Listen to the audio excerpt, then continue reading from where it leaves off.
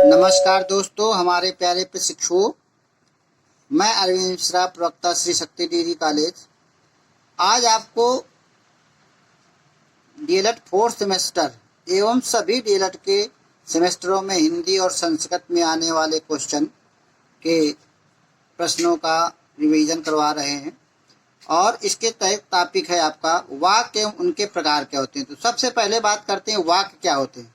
अभी हम देखते हैं कि बहुत लोगों ने हमारे चैनल को सब्सक्राइब नहीं किया, तो आप जहाँ सब्सक्राइब लिखा है या लाल बटन है उसको आप दबा दीजिए और हो सके तो बेल भी दबा दीजिए, तो आप हमारे नोटिफिकेशन आपको तुरंत मिलेंगे। तो ये ज़रूर आप करें, सब्सक्रिप्शन ज़रूर करें, इससे हमको जो है मोटिवेशन मिलता है। अब आप सुनिए वाक्य। वाक्य क्या होता है? वाक्य सार्थक ध्वनियों का योग है जिसका शब्द समूह आवश्यक क्रम में होता है और अर्थ की दृष्टि से पूर्णता होती है। मतलब वाक्य क्या होता है? जिनका ध्वनि जो है ध्वनियों का योग होता है। सबसे ध्वनि जो है सबसे जो छोटी भाषा की इकाई, छोटी लघुत्तम इकाई क्या है? आप हमारे कमेंट्स बॉक्स में लिखिएगा।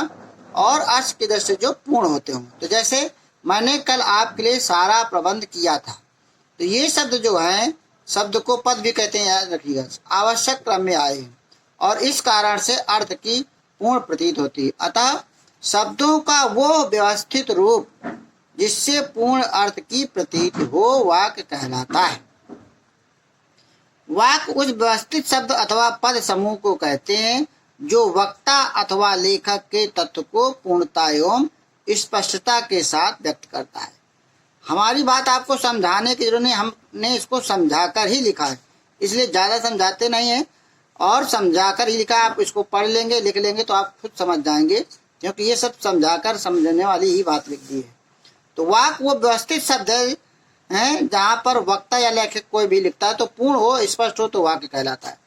संस्कृत के विद्वान पतंजलि ने भी पूर्ण अर्थ को प्रतीत कराने वाले शब्द समूह को वाक्य कहा है। किसी भाषा की सर्वप्रधान महत्वपूर्ण इकाई वाक्य होता है, अर्थात वाक्य ही भाषिक व्याकरण की मेरुदंड है। मतलब जैसे हमारी रीढ़ की हड्डी है तो वाक्य ही है तो भाषा है, वाक्य नहीं तो भाषा क्या है? ही करते रहो तो क्या फायदा? जब तक बोलोगे नहीं, वाक्य नहीं बनाओगे, तब तक कुछ समझ में नहीं आएगा। वाक्य भाषा की वह इकाई है जिसमें एक या अधिक पद होते हैं जो अर्थ की दृष्टि से पूर्ण होती है तथा व्याकरण की दृष्टि से शुद्ध होती है। ऐसी इकाई में कम से कम एक क्रिया और अवश्य होनी चाहिए। अतः वाक्य भाषा की वो सहज इकाई है जिसमें एक या अधिक पद होते हैं जो अर्थ के दृष्टि से पूरी और व्याकरण की दृष्टि से शुद्ध होती है और उसमें एक क्रिया अवश्य होती है। तो ऐसे जो वाक्य भाषा बनेंगे ये वाक्य कहलाएंगे। वाक्य के गुणों की अगर बात करते हैं तो वाक्य का पहला गुण है कि सार्थकता। वाक्य में जो है सार्थक होना चाहिए, ये वाक्य का प्रथम गुण है। वाक्य भावाभिव्यक्ति के योग होना चाहिए, उसमें भाव के आना चाहिए, भाव के व्यक्त करने योग्य होना चाहिए। दूसरा है क्रमबद्धता। सार्थक शब्दों का एक निश्चित क्रम होने पर ही वाक्य बन जाता है। जैसे मैंने खाया आम, ठीक है ना, तो ये एक शब्द बन गया। और मैंने आम खाया, इस प्रकार से क्रमबद्ध है। और मैंने आम खाया क्रमबद्ध है और खाया आम ये क्रमबद्ध नहीं है। तीसरा आता है योग्यता। योग्यता होना, ये सार्थक शब्दों में क्रम में रखने पर भी वाक्य इस योग्य नहीं होता कि वो सही भाव को बता सकते। जैसे हिरण उड़ता है, तो ये बिल्कुल सही है, सार्थक शब्द है, क्रम से भी है, किंतु वाक्य में भाव प्रकट करने की योग्यता नहीं है। यहाँ पर क्या है? यदि उड़ता के स्थान पर दौड़ता रख दे तो भाव स्पष्ट हो जाता है। हिरण कहीं उड़ता है तो हिरण दौड़ता है। अन्य, इसमें व्याकरण की दृष्टि से शुद्ध होना चाहिए। व्याकरण की दृष्टि से पुरुष, वचन, लिंग, कारक आदि जो ठीक ढंग से सामंजस्य होना चाहिए। तो नेक्स्ट है वाक्य कैसे बनता है, इसको आसानी से समझे। सबसे पहला आता है वाक्य किससे शुरू होता है? ध्वनि से। भाषा की लघुत्तम इकाई ध्वनि है। ध्वनि से बनता है मूलांश, मूलांश से बनता है शब्द, शब्द से बनता है पद और पद से उपबंध, उपबंध से उपवाक, उपवास से वाक। तो ये पूरा सिस्टम बनता है, तब ये वाक्य बनता है। तो इस प्रकार आपने इसको जाना वाक्य। अब वाक्य के प्रकार या भेद कितने होते हैं? तो वाक्यों का वर्गीकरण 3 आधारों पर किया गया है। पहला रचना के आधार पर, दूसरा अर्थ या भाव के आधार पर, तीसरा वाच्य के आधार पर। तो सबसे पहला आता है रचना के आधार पर वाक्य। तो रचना के आधार पर 3 प्रकार के वाक्य होते हैं। सबसे पहला सरल वाक्य, जिन वाक्यों में एक ही उद्देश्य और एक ही विधेय होता है, सब्जेक्ट और प्रेडिकेट आपने पढ़ा होगा अंग्रेजी में, तो एक ही सब्जेक्ट और एक ही प्रेडिकेट हो तो वे सरल वाक्य कहलाते हैं। जैसे राम ने रावण को मारा, तो इस वाक्य में एक ही कर्ता और एक ही क्रिया है, तो ये सरल वाक्य हो जाता है। दूसरा आता है मिश्रित वाक्य, जिस वाक्य में एक साधारण तथा दूसरा कम से कम एक उसके वाक्य उसके अधीन या मिश्रित हो, मिश्रित वाक्य कहलाता है। मतलब एक साधारण वाक्य हो, सरल वाक्य हो और उसके अधीन दूसरा वाक्य हो तो वो मिश्रित वाक्य कहलाता है। जैसे मैंने उससे कहा कि वह अच्छा व्यक्ति नहीं है, इसमें क्या है, मैंने उससे कहा प्रधान उपवाक्य है, दूसरा वाक्य है वो अच्छा व्यक्ति नहीं है, तो आश्रित उपवाक्य है और दोनों उपवाक्य समुच्चय बोधक कौन सा, की से जुड़े हुए हैं। ये इस प्रकार से मिश्रित वाक्य कहलाते हैं। तीसरा है संयुक्त वाक्य, जिस वाक्य में एक या एक से अधिक प्रधान उपवाक्य हो वो मिश्रित हो और तो साधारण हो वे संयोजक अवयवों से जुड़े हो संयुक्त वाक्य कहलाते हैं। कई सारे जिसमें जुड़े हो तो संयुक्त वाक्य कहलाते हैं। अब दूसरा आता है रचना के आधार पर वाक्य, तो ये भी निम्नलिखित होते हैं। सबसे पहले विधि सूचक वाक्य, जिन वाक्यों में किसी बात के कहने या कार्य के होने का बोध होता हो उसे विधि सूचक वाक्य कहते हैं। जैसे मैं आता हूँ, मैं खाता हूँ, मैं जाता हूँ, तो इस प्रकार से ये विधि सूचक है। दूसरा आज्ञा सूचक, जिनमें आज्ञा सूचक शब्दों का बोध होता हो, जैसे आओ जाओ, है ना, अपना काम करो, इस प्रकार से आज्ञा दी जा रही हो, ऑर्डर्स। निषेध सूचक नकारात्मक, मतलब जिन वाक्यों में बात के कार्य के न होने का बोध होता हो वो निषेध सूचक वाक्य कहलाते हैं। जैसे मैं नहीं आऊंगा, मैं नहीं खाऊंगा, या इस प्रकार से। चौथा आता है प्रश्न सूचक वाक्य, ये वाक्य जिनसे किसी प्रकार के प्रश्न पूछे जाने का बोध होता हो प्रश्न सूचक वाक्य कहलाते हैं। इंट्रोगेटिव सेंटेंस, जैसे तुम कौन हो, तुम कहाँ जाते हो, इस प्रकार से। पांचवा है विस्मय सूचक शब्द, जिन वाक्यों में विस्मय, हर्ष, दुख, आश्चर्य का बोध होता हो वाक्य विस्मय सूचक शब्द कहलाते हैं। एक्सप्लेनेटरी है, जैसे अरे अरे भो, ये होते हैं ना, तो अरे ये क्या हुआ, ये शब्द विस्मय सूचक वाक्य कहलाते हैं। तीसरा है वाच्य के आधार पर वाक्य, तो वाच्य क्या होते हैं ये सुनिए। वाच्य रूप होता क्या है, तो क्रिया का वो रूप जिससे ये पता चले कि किसी वाक्य में कर्ता, कर्म या भाव, इन 3 तत्वों में से किसी एक तत्व की प्रधानता हो वाच्य कहलाता है। मतलब कर्ता का कर्म और भाव में कोई एक मुख्य हो तो वो वाच्य कहलाता है। जैसे कर्ता की प्रधानता हो, जैसे मोहन पुस्तक पढ़ता है तो मोहन पुस्तक पढ़ रहा है, तो मोहन की प्रधानता यहाँ पर। दूसरा कर्म की प्रधानता में, जैसे ये पुस्तक मोहन द्वारा पढ़ी जाती है, तो इसमें कर्म क्या है, ये पुस्तक है। और तीसरा भाव, ये पुस्तक पढ़ी नहीं जाती है, तो भाव आया नहीं यहाँ पर, तो भाव की प्रधानता है।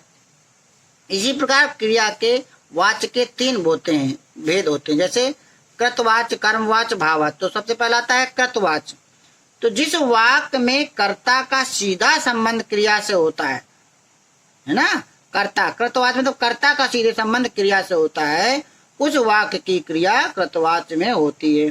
क्रिया का रूप कर्ता के लिंग और वचन के अनुसार होता है।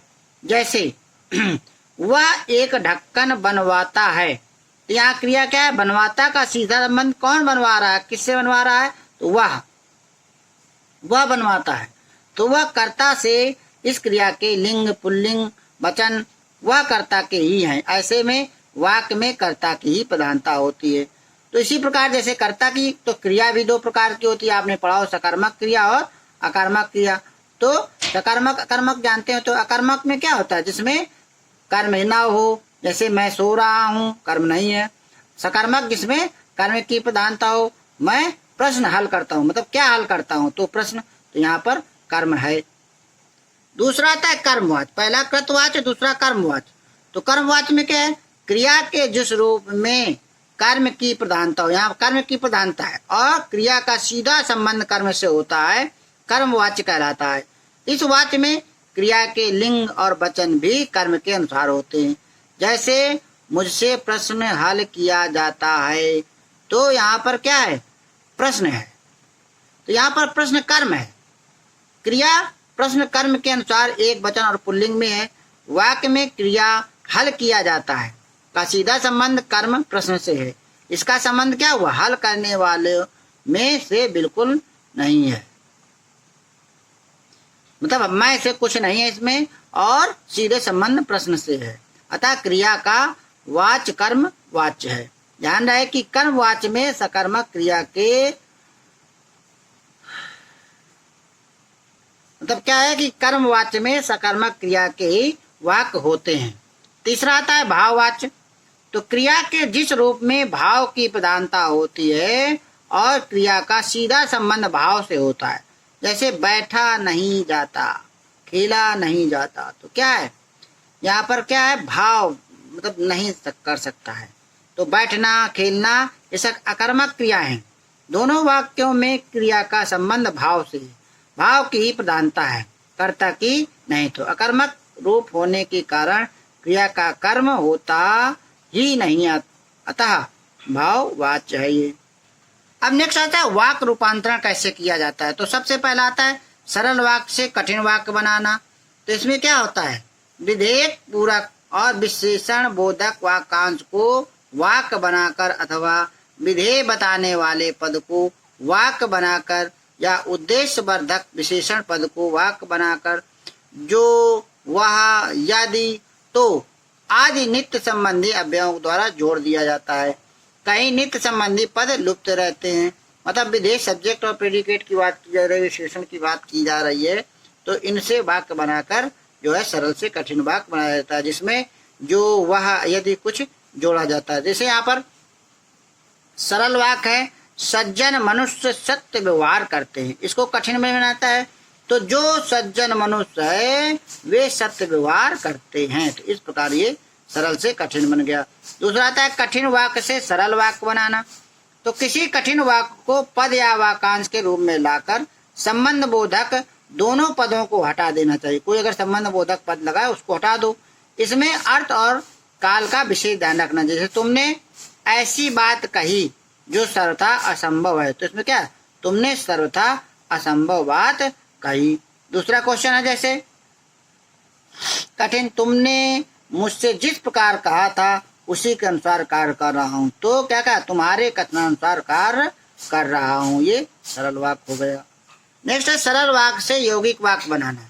तो सरल वाक्य से यौगिक वाक्यांश को स्वतंत्र वाक्य बनाकर एवं, किंतु, इसलिए आदि अव्ययों के प्रयोग से यौगिक वाक्य बना लेना चाहिए। कहीं कहीं पर पूर्वकालिक क्रिया को समापिका क्रिया कर लेने से यौगिक वाक्य बन जाता है। नेक्स्ट जैसे इसमें देखो पढ़ने में शिथिलता से दुख होता है। तो यौगिक वाक्य क्या है? अगर पढ़ने में शिथिलता करोगे, मतलब पढ़ने में शिथिलता मत करो, नहीं इससे दुख होगा, तो इससे दुख होता है। अब यौगिक वाक्य से सरल वाक्य बनाना। तो यौगिक वाक्य के एक स्वतंत्र वाक्य को वाक्यांश में बदलकर कहीं कहीं समापिका क्रिया पूर्वकालिक क्रिया करने से यौगिक वाक्य में सरल वाक्य बन जाता है। यौगिक वाक्यों से अव्यय पद सरल वाक्य बनने पर लुप्त हो जाते हैं। जैसे महेश आया और चला गया, तो यहाँ पर क्या, महेश आकर चला गया, तो यहाँ पर और का लोप हो गया। जैसे दूसरा है अपनी भूल को स्वीकार करो नहीं तो सजा मिलेगी। तो अपनी भूल को स्वीकार किए बिना सजा मिलेगी। पांचवा है कठिन वाक्य को यौगिक रूप में बदलना।